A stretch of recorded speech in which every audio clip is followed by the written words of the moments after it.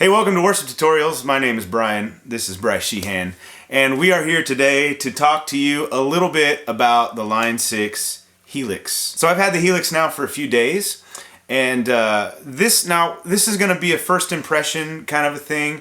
We are going to play a lot of sounds for you. So if you don't like to hear talking, and I know many of you don't, there are timestamps below this video on YouTube. Click those links and it will take you to different times that we're playing through it. But right out of the gate, I want to say this is not going to be a demo of all the amps, of all the effects. There are a million ways you can set these things up for your uses. So I'm just going to go through how I set it up personally with an amp that I like. We'll show you a couple different amps. And I'm going to show you the effects that I have put in there and the sounds that I wanted to achieve and how I got them. And then we're going to play it for you a little bit. And if you have questions, ask us.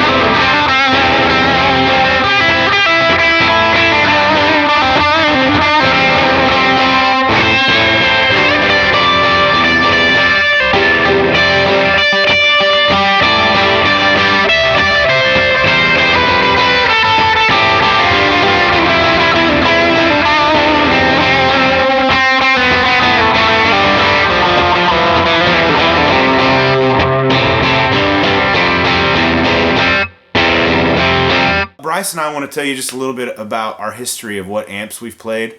If you don't know what the Helix is, Line 6 makes a pod. If you're a guitar player and you've not heard of a pod, you should get out more. Yeah, you probably live under a rock. That's right. So it's their modeling floorboard thing. And the Helix is their next generation of pod. They don't even call it pod. No, it's their new flagship. Yeah, it is heads and shoulders better. I mean, it costs a lot more too, so it's meant to compete at a higher level with something like an Axe-Fx or a Kemper. But Bryce, tell us like what you've played in the past. Yeah, and why you've played what you've played. Sure. Well, I started out in the early days with a PV Rage 158. Yeah. Yeah, I mean, you just kind of soared like eagles across the knobs, turned everything up, and you rocked out and felt like you were about to blow an 8-inch speaker. It was a magical experience. But yes. I quickly grew and got my first real amp when I was in high school. And I say real amp because I had a Marshall 412 half stack. Completely unnecessary. That is serious. Extremely unnecessary. I didn't know you played that. I did, yeah. Marshall, what Marshall? It was an AVT series. It was awesome. The cab was gigantic. It was terrible. It basically lived in one spot at the church. But anyhow, when I went to college is when I got my first real nice, I'd call it, boutique amp. I had a Bogner and it was awesome. 112 and just sounded great. Got into pedals and all that kind of stuff. And when I moved here to partner with New Hope Church and launch a new campus, I quickly realized that was too much for our venue, so we didn't have a place for an amp, and it's hard to get that amp to sound good at a really, really low volume because it was 40 watts. And so I bit the bullet, so I thought, and got a Pod HD500X, and I still currently have that. And I've experimented with, real stomp boxes, in the effects loop of it. So, but currently that's what I play and I like it. Nice. Cool. So Bryce has played a lot of stuff. You've played like quite a few really nice pedals. Yeah, well. I mean, Strymon, Eventide, I played acoustic guitar for most of my guitar playing. history. And when I got into college, I was in a traveling college band. This is about to get real funny. Yes. Called Crosswise. Oh, man. Formerly known as the Harvest Crew. Oh, I kid you not. even better. Even better. And so this was in the late 90s when I was in college. It'll always be the Harvest Crew to me. It'll always be the Harvest Crew. The harvest is plenty. The workers are few, Bryce. Okay. So I was in Crosswise and I wanted to play we needed like some electric guitar. So I promptly bought a Epiphone Les Paul. Thing looked awesome. Yeah. And like the amber burst flame top. Yeah. And the first amp that most guitar players ever buy.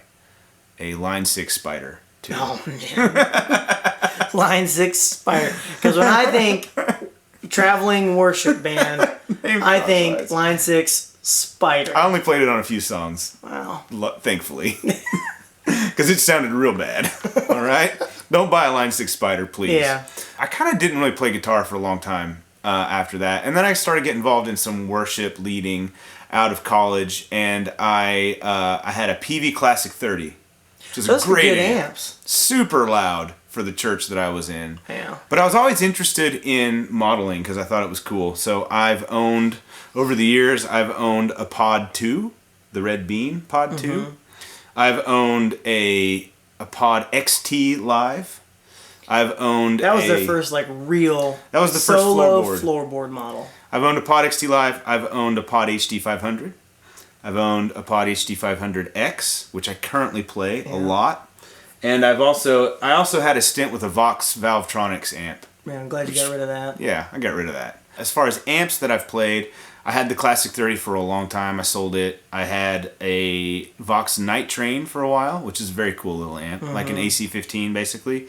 And currently, I have an Agape Tribute 18-watt And head. it's awesome. But I've always kind of dabbled in both. Both of us have kind of had our feet in both camps as far as analog modeling, and we've tried lots of stuff. So I feel like we both are very good at, or we're fairly good at least at hearing something and saying that's good, that's not good. Yeah. So I'm just going to play you a little bit of this patch I set up, and then I'm going to go through what's in it. But real quickly, it's a Vox AC30 running into two Vox cabinets, a 112 and a 212. And they are mic'd with different mics. One has a ribbon mic, one has a dynamic mic. I have various effects. I set this thing up like a pedal board and an amp because that's just what I'm always used to playing. Yeah. It's what I'm familiar with. A lot of guys might set them up like different patches for different songs or different sections. But I just play one patch and then just turn stuff on and off. So this is like the clean sound on a middle pickup position on this MJT thin line telly, and we're just to tell you what we're doing. We're running right out of the XLR out, mono into an Apollo Universal Audio Apollo, straight into Logic to record it. Here's what it sounds like.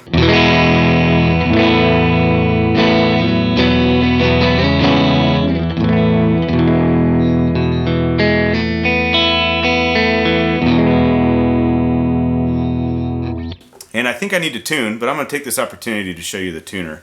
I don't like the tuner in the HD 500X. This one I like very much. To me, it looks like a massive Korg pitch black, if you've ever used a pitch black.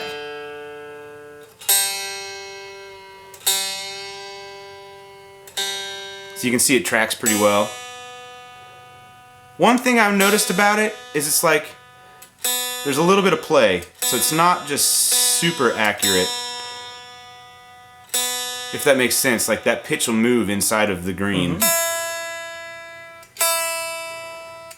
So I kind of wish it was more accurate. And then maybe with like firmware updates, They'll do that. it may. Part of me just wants to use a polytune with this thing. I like having a tuner on all the time. Same here. And then just muting with the volume pedal. That was middle pickup position. So you can tell that I have it set to kind of get some grit if you dig in. And if you go to the bridge pickup, more so. Neck pickup.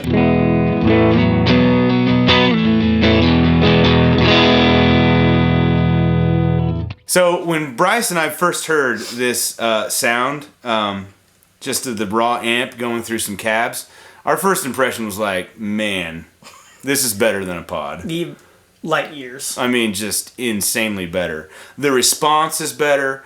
If you turn, so we're just listening through some studio monitors. If you turn them up loud, it feels like you're playing an amp through a cab. I also have this set up so I can get some dirt sounds. I'll show you those real quick. You can tell I have the Klon twice because the Klon sounds great in this thing. So here's clean. Here's this Klon. Sounds nice and gritty. The other Klon. Do bridge pickup.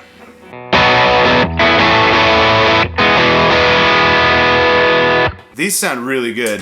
One of the things that I thought really Line 6 struggled with was dirt pedals in their modeling. They always just sounded kind of really digital. I mean, they sounded fake. Fizzy. Yeah, but tinny, thin. If you've watched anything about the Helix, one of the cool things that they did is they actually integrated real parts of real pedals into this thing, so it should feel real.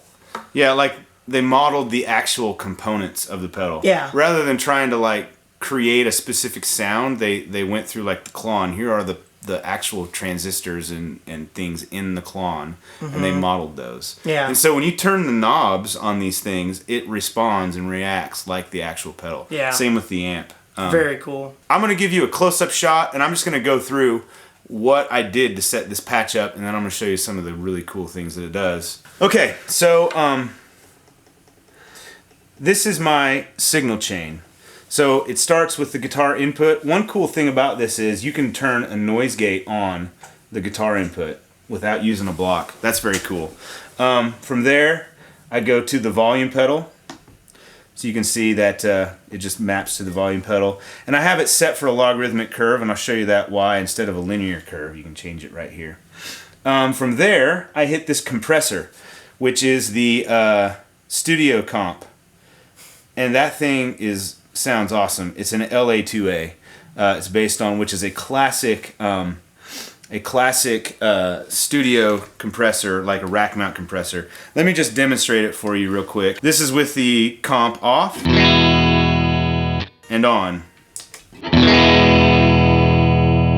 It just it is making it a little louder, which you can make a compressor not do that. In fact, I think the proper way to use a compressor is not to boost volume, but it also thickens the sound up a lot.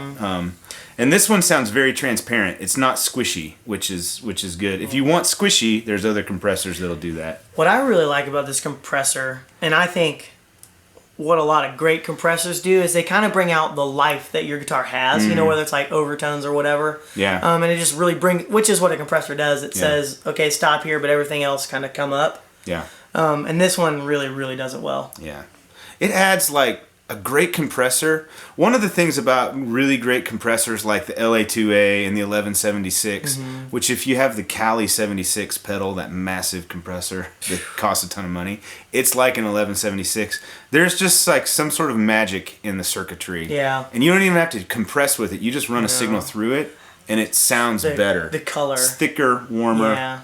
And so great. this compressor has that's going on here. The next thing that we hit are the drives. So I have the first one is this Klon, and you can see how I have it set gain at 0 and level's pretty high, so it's almost like a boost. Tone is at 4, as you can see. The next one is set a little different. That gives me a bigger sound. Then you can stack them to get a really big drive sound. I have a fuzz in here. And I'll just demonstrate that for you real quick. I'm not currently using it. I'm not mapping it anywhere because I'll show you a little trick that I did instead. But it sounds like this. So here's without it. And then when you engage it.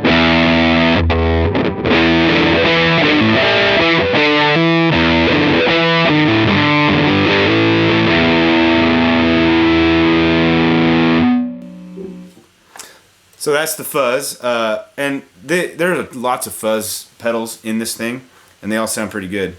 Watch out, Bryce. Kill me with the guitar headstock. That's right. So the next thing is these delays. And I use 2 of the same delay. There are lots of delays in this pedal. This is called the Adriatic delay, and it's like a Boss DM2. I have a quarter note delay, and it sounds like this. So you can tell it's pretty warm. And I have an 1/8 note delay. As you can see, it's the same delay. If you turn them both on, you kind of get that gallop delay. So.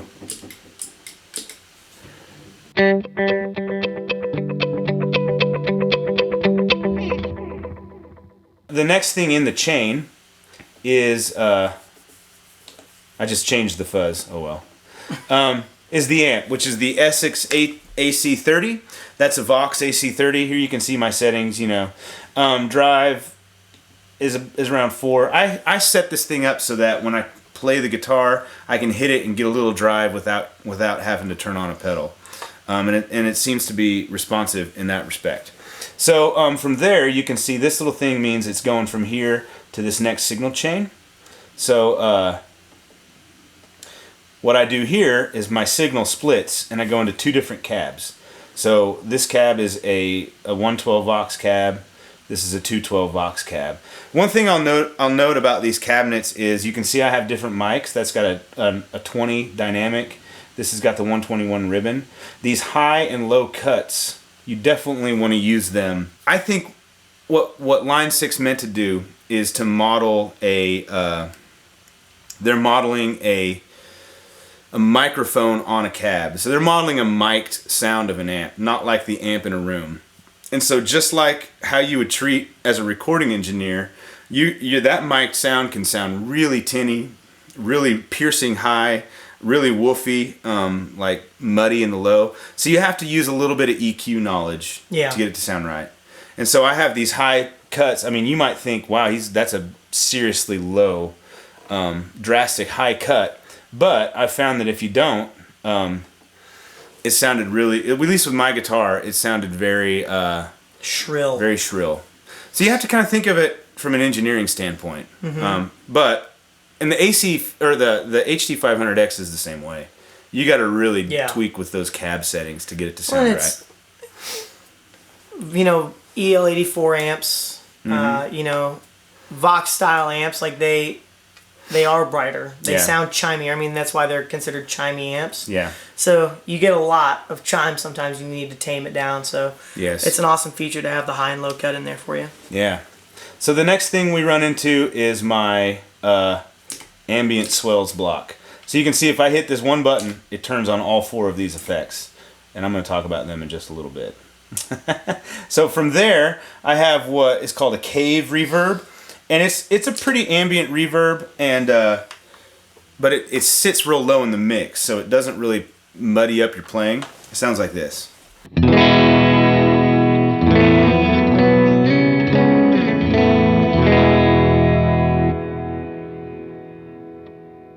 So you can hear it leaves a little bit of a sound bed underneath you. After that is this plate reverb. It's kind of an always-on reverb, so it kind of sounds like you're playing in a room. Now, the swells thing is something that I wanted to do for a long time. I always wanted to do this with the HD500X, and I never could. But with the Helix, you can map multiple things to one button. You can actually map like 32 things to one button, I think. Which is insane. Everything. Yeah, you can like turn everything on and off at the same time if you want to. Really, with the Helix, you can map any function on the thing to any button or parameter you want, which is really cool. So you can put 2 more expression pedals on it and use those to like control delay, feedback times, reverb. I'm not that coordinated. That would be crazy. And if you have a Variax, you can set your knobs on the Variax to control those things, which is pretty cool. Though not cool enough for me to want a Variax. Not cool enough for me to want a Variax. Anyway, moving on. This is what I've got in the ambient swell section. So my idea was I can push a button at any time and do swells that sound really good. And for reference, I use a time factor and a space by Eventide, and those two things can sound really good for ambient They music. do sound really good. So that's sort of my baseline. So first thing I've got is this mod chorus echo, which is like a very washy sort of ambient sounding delay. I got the quarter note delay on still too, but you heard it. So it's that very very analog sounding delay. The next one is another DM2. It sounds like this. This is with both of them on.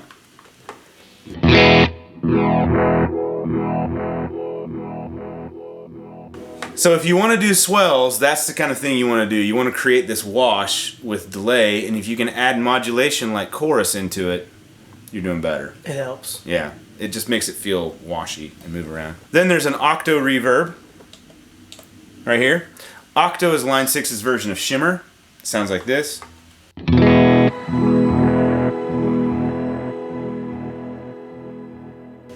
So now we're getting somewhere with ambient stuff. And finally we've got the particle verb, which is their big, huge modulated reverb thing. And it's their thing. Yeah. Which I think is really cool, yeah, that they actually have their own thing. Yeah, it's not based on anything. It sounds like this.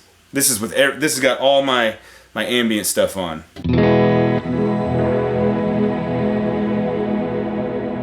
A lot going on. That's a huge bed of sound, so that particle verb you hear is kind of whoa thing. How did that go? Comes underneath it. You heard it. Okay. You can rewind later. I will. Listen.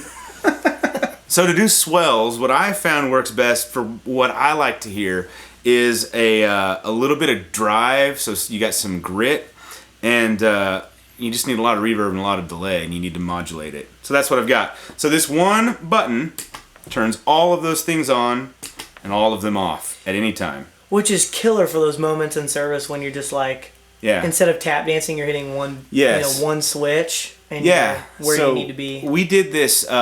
So last night at our rehearsal, we did it was Beneath the Waters. I Will Rise. Great song. By Hillsong. And at the end, everybody drops out and there's just the chorus with vocal. Mm-hmm. And I just hit the switch and I started doing swells, just playing chord shapes. And it just sounded huge, big and ambient underneath the singer.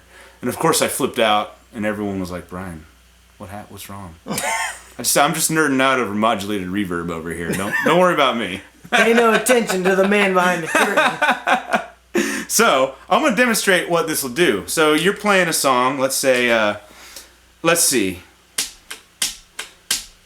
I'm going to play you, this is a good one to demonstrate with.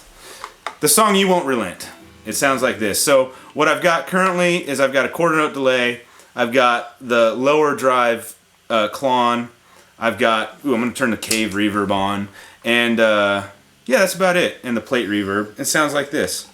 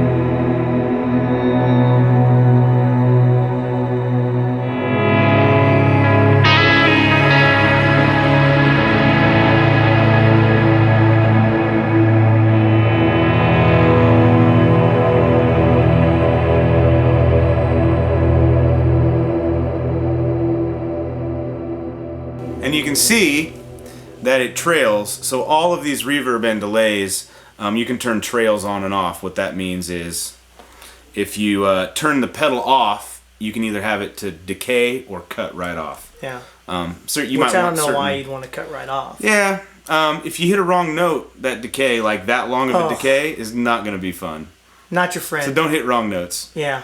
Okay, so that's kind of this patch, how it works. You can get a lot of different sounds with it. One more thing I want to show you, another trick I've always wanted to do, is a true boost. A lot of times when you use a boost pedal, it may not introduce any distortion or clipping or drive into the signal, but you are hitting the front end of your amp with it, unless you put it in an effects loop. So it's driving the amp, and you do typically get more grit. So one of the cool things about the Helix, like I mentioned earlier, is you can set anything, any button or switch to do anything. And so you can set a button to change your amp volume. And so I set this button to go from, you can see, amp volume from 8.3 to 9.3. So it's essentially just like having a tech or somebody just hit your amp and turn it up when you want to be louder. And I'll show you how it sounds.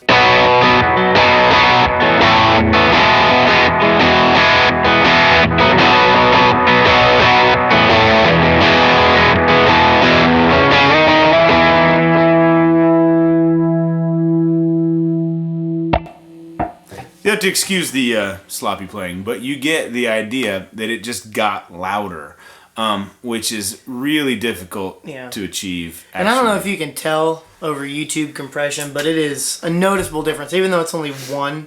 8.3 to 9.3 is only one, but it's a noticeable. Yeah. It's like it's what you would want just to take you over the top. Yes. With clean. Clean volume. Yeah. And good clean fun. And I tweaked with the. It's not like 1 dB. 8.3 to 9.3 is not 1 dB. Same. It's like actually turning your amp louder. So I tried 8.3 to 10, and it was a massive difference. Too much. It was too much. So you can play with it, but it's very easy to set it all up. But now what we're going to do is maybe show you. I have this set up with an AC30. I have a similar kind of a layout with some Fender amps. And Bryce, you were playing through the Bassman? Yeah, it sounded killer. With this Reverend, which is like a Strat. Like a Strat. Like a Strat. Only cooler. So only much cooler. Much cooler. So allow Bryce to take us to Tone Town. Is that the saying you like to use, Dan? Back in the day when I was the godfather of pedals, yeah. Get my plectrum. You got it? All right. I do. So I'm going to switch us into, you wanted the Bassman, right? Yeah. There it is. The other thing I like is the the layout workflow of this is super cool. Yeah. It's just really easy to get around, and I like that. Yeah. Well, one thing was in the HD 500 stuff, the two left buttons were always bank up and bank down. On this one, it gives you the option just to make them stomp boxes. Yeah, I mean, it's all pedals. It's so cool. And you can set, like, when you hit the mode button, you can set it so that all of the buttons are, all 8 of them are patches, or just the top row, or just the bottom row. So you can set this thing up to work however the heck you want. However it makes sense to you. Yeah. And that's pretty cool. So. Yes. So I actually set this patch up with my Telecaster, and Bryce is playing it with this Strat, with this Reverend. And the one thing, too, about the pod was different guitars did not play well with the patch. Like, if you set a patch up with one guitar, a lot of times another guitar wasn't going to sound good. But not so with the Helix. Not so. Should I play a little bit? Let's do it. All right.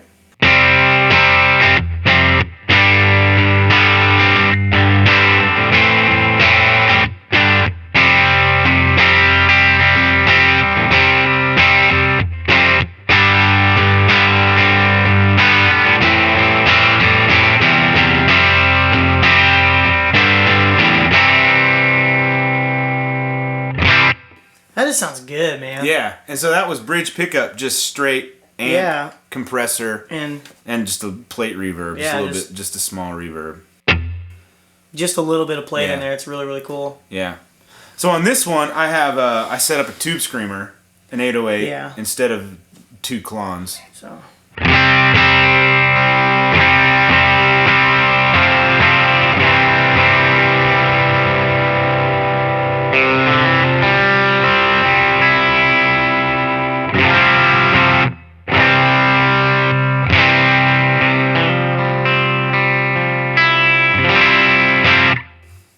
Sounds like a tube screamer. It does. I mean, what I like about it, and you'll hear the difference between the tube screamer and the Klon, is the Klon almost seems to add more bass, which they may or may not do it. Like they're both mid-frequency focused pedals. Yeah. And I think, and this is just my personal opinion, I might be way off, but to my ears, I feel like the Klon emphasizes a little bit more of the low mid. Yeah. So you almost perceive it as bass, which it kind of is.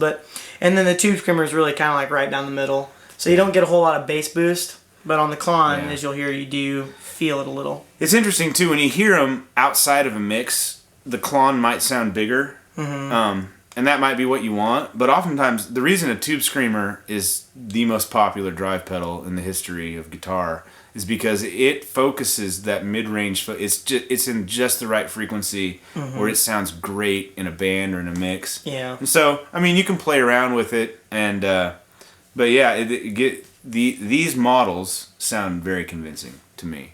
Very. Very unlike the Pod. Should we hear how the Klon sounds with this setup? So.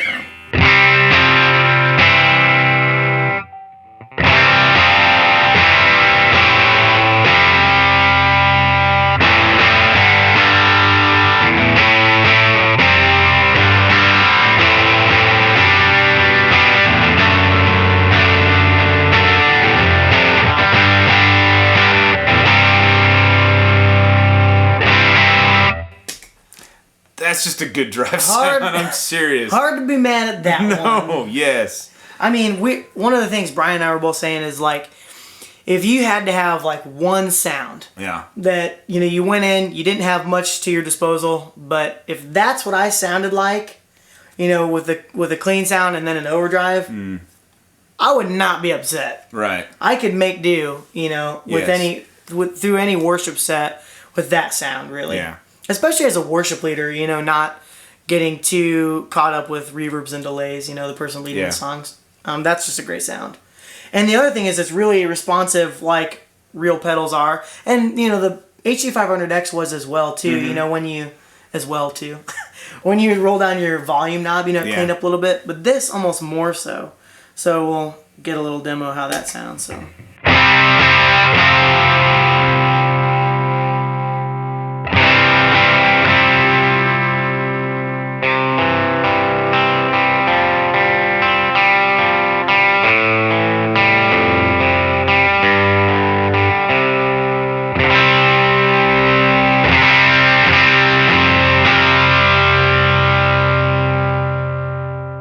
It just does that. It's very responsive. It feels good when you play it. Yeah.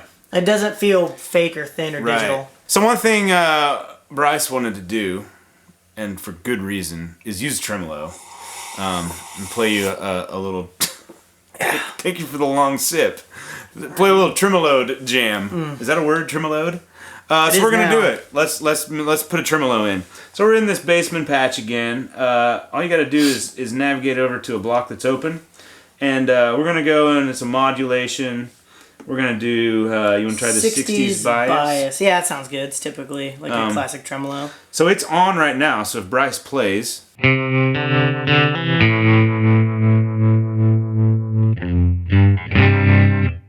Alright, so that sounds good. You want that? Yeah, let's adjust some of the less? effects. Yeah, maybe, let's set the speed to the tap. Can we set the speed to the tap? So if you hit this button, it will go to perfect. subdivision. I think quarter note's what I... Quarter note.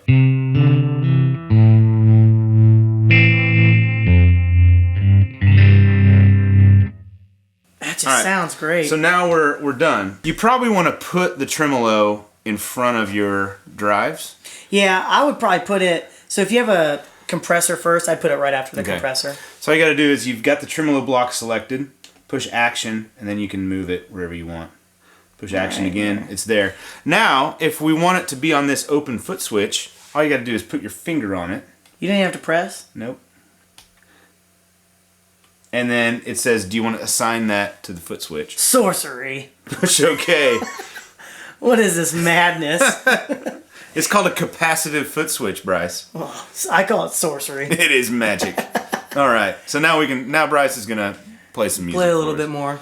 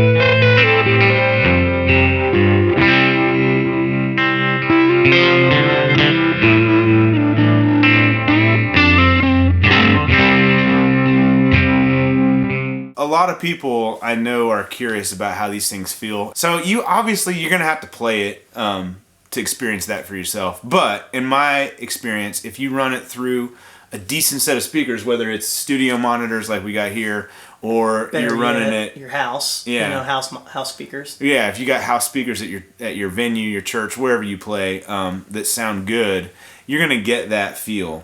In my opinion. And we were saying this too while we were downstairs getting some coffee. If you have a great amp, I mean like super high-end amp, it's gonna take you.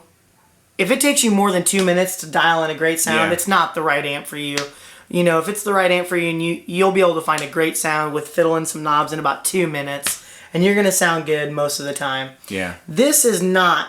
You have to spend some time with this. Right. But what's cool about this is once you get that set, every time you plug it in, it's not going to depend on the humidity in the room. That affects the speaker. Yeah. And, the temperature in the room will affect how, your tubes and all that kind of stuff. Yeah. And your speaker. And it just affects everything.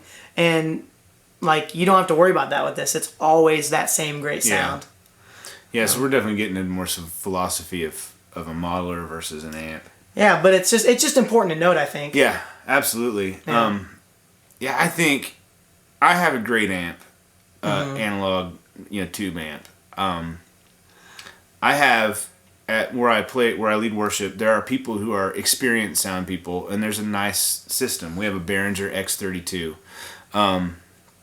But if you run an amp into a cab and you mic it with an SM57 and you run it to call it a mid-grade board, like a Behringer or like an X32 or like a Presonus Studio Live or a Mackie, any of these kind of I'd call them like prosumer boards.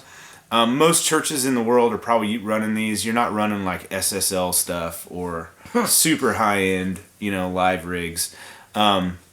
It's going to be really difficult, regardless of what amp you have, to sound that good, that consistently. Yeah. But with something like this, if you spend the time, even the HD500X, if you spend the time to dial it in, we have patches at Worship Tutorials of patches that I play a lot. This allows you to get a very, very good sound very consistently, and you just plug it in. It's very easy. You pick up one bag, and you don't have a case for your board. You need 3 cables, 4 if you run stereo. Yeah.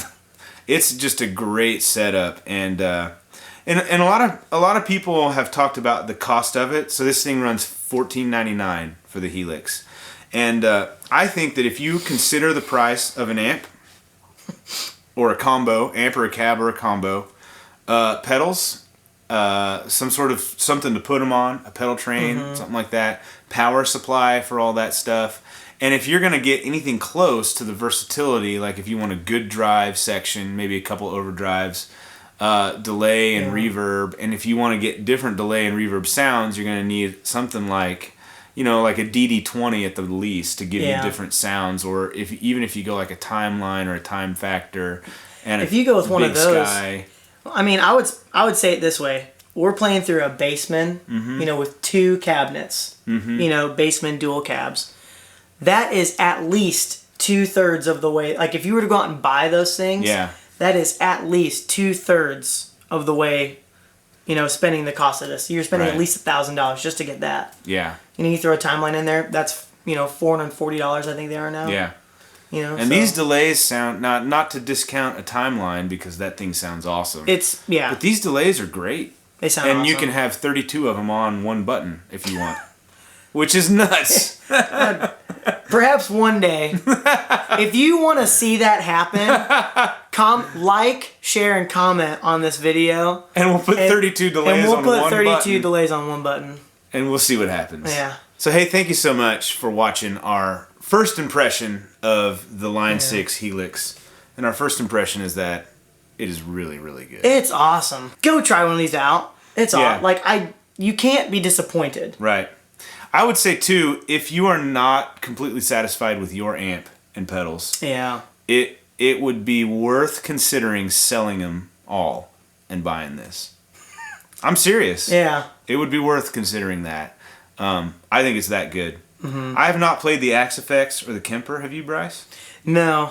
I haven't, Line 6 has made this to compete with them. I'm fairly certain. And it's cheaper, isn't it? It is, well, an The Axe Effects floor model they just came out is a little cheaper, I think. The floor model Axe Effects just came out with is a little cheaper. I have seen people use the Axe Effects, and it looks really hard to use. Yeah. I'll say... The online editor they have looks cool. It does, yeah. But just on but doing it right here with your hands, like at this, you don't need to be online at all. It's awesome. Yeah. It's so easy. It does allow you to control things with your foot. And I did that. So if you hold the mode button down, you go into foot edit mode. Yeah. And you can pick any pedal, and then you pick the parameter, and then you just use the volume pedal to. And there's all kinds of demos stuff out there for that kind of stuff. Yeah. And maybe some coming here, but yeah, you can find that kind of stuff. I think we are gonna do probably some head-to-head stuff with it. Like I've got a great tube screamer. Yeah. Analog tube screamer pedal. Yeah. And let's see how it sounds compared to this one. And Bradford has a Klon KTR. Yeah, Let's we'll do that Klon, head-to-head. a Klon versus the Klon. And so we'll have some more videos from the Helix. Obviously, we're gonna put some more patch downloads available. You can grab the AC30 patch, and I'll probably try and flesh out this Bassman patch too. It's great. It's pretty close. It's quality. Yeah, and I need to fix the swells part of that one. It's not quite where I want it, like the AC30 is. But we'll have a lot more content on the Helix, so leave us some comments, ask us some questions. We'd love to get some dialogue going. Do subscribe if you're not already subscribed to the channel. We put a ton of content out there for all of you. Thank you so much for watching. Don't forget to like the video. That's right. Thanks. See you guys. Bye.